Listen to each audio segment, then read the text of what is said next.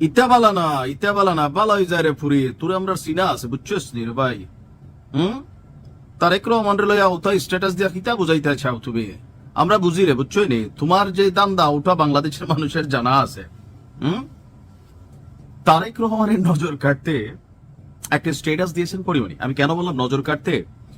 আমাদের মিডিয়া অঙ্গনে কিছু গিনিপিগ আছে, এদের কাজ হচ্ছে যখন যে ক্ষমতায় থাকে তাদেরকে তৈলমর্দন করা, ধরেন এদের সাথে সুকৌশলে মিশে যাওয়া, আর ওই সময়টুকু নিজেদের নিরাপত্তা বা বিভিন্নভাবে অ্যাডভান্টেজ নেওয়া। কারণ বিভিন্ন মামলার আসামি তারা ইতিমধ্যে আছেন।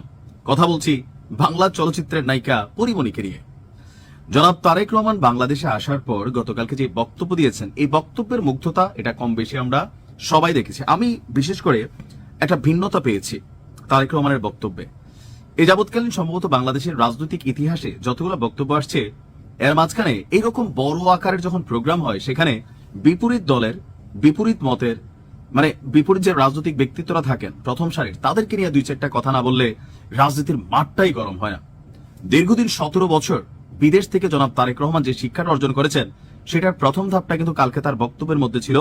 অর্থাৎ এই মুহূর্তে সারা বাংলাদেশে বিএনপির নেতারা, সাধারণ যারা নেতা কর্মীরা আছে বা জামাত ইসলামের দুই একজন নেতা বাদ দিলে বাকিরা যারা আছে, আওয়ামী লীগ, শেখ হাসিনা, এগুলো ছাড়া কোনো রাজনৈতিক বক্তব্যই হয় না। কিন্তু জনাব তারেক রহমান গতকালকে যে দীর্ঘ একটা বক্তব্য দিয়েছেন, সেখানে একবারের জন্য তিনি আওয়ামী লীগকে গালাগালি করলেন না, শেখ হাসিনাকে নিয়ে কোনো কথা বললেন না, অথবা আওয়ামী লীগের রাজনীতি নিয়ে কিছু কথা বললেন না। তিনি তার ভিশন এবং মিশন সেইটাকে সামনে রেখেছেন। এতে দলমত নির্বিশেষে তারেক রহমানের এই বক্তব্য প্রশংসিত হয়েছে।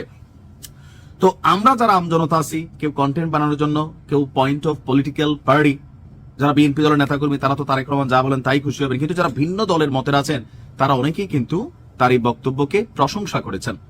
তো আমরা যারা প্রশংসা করছি, আমাদের তো ভাই চাওয়া পাওয়ার কিছু নাই। কিন্তু পরিমণিরা তারা যখন প্রশংসা করে, আবার গণমাধ্যম যখন এগুলোকে কভার করে, এদের আবার চাওয়া পাওয়া থাকে। কারণ বিভিন্ন মামলার আসামি এই পরিমণি, নায়িকা কম, কি বলা হচ্ছে, ধরেন সিন ক্রিয়েট বেশি। এই মুহূর্তে পরিমণির বর্তমান বাস্তবিকতা হচ্ছে এটাই। তো তিনি তার ফেসবুক স্ট্যাটাসে লিখেছেন, আজ এদেশের মানুষ চায়, যখন বললেন একদম শিরদাঁড়ায় এসে বিঁধল। কি বিঁধল জানি না, তবে পরিমণি শিরদাঁড়ায় এসে নাকি বিঁধে গেছে। কি যে এক মুগ্ধতা ছড়িয়ে পড়ল চারদিকে। শান্তি নেমে আসুক সবার জীবনে, আর কিছু সাওয়াল নেই। তো পরিমণির এই স্ট্যাটাস মুহূর্তে ভাইরাল। কমেন্টের দিকে আপনারা যদি দেখেন, অধিকাংশ কমেন্টকারী লিখছে, তুমি তো শেখ হাসিনার সময় শেখ হাসিনার আম্মা ডাক্তা, যখন ওই যে মানে মালটাল খাইয়া একটা মামলা টামলা হইলো না, বিভিন্ন স্ক্যান্ডাল যখন সামনে চলে আসলো, মুখে মুখে কেক খাওয়া খাওয়াই, তো মানে এই দৃশ্যপটগুলোর কারণে অনেক মামলা কিন্তু তার নামে আছে ইতিমধ্যে। তো সেই মামলাগুলো থেকে এই সরকারের আমলে কিছুটা স্বস্তি পেতে জনাব তারেক রহমানকে নিয়ে এই স্ট্যাটাস দিয়েছেন অনেকে মনে করছেন। তবে আমি বিষয়টা একবারে নেগেটিভও দেখছি না, পজিটিভও দেখছি না।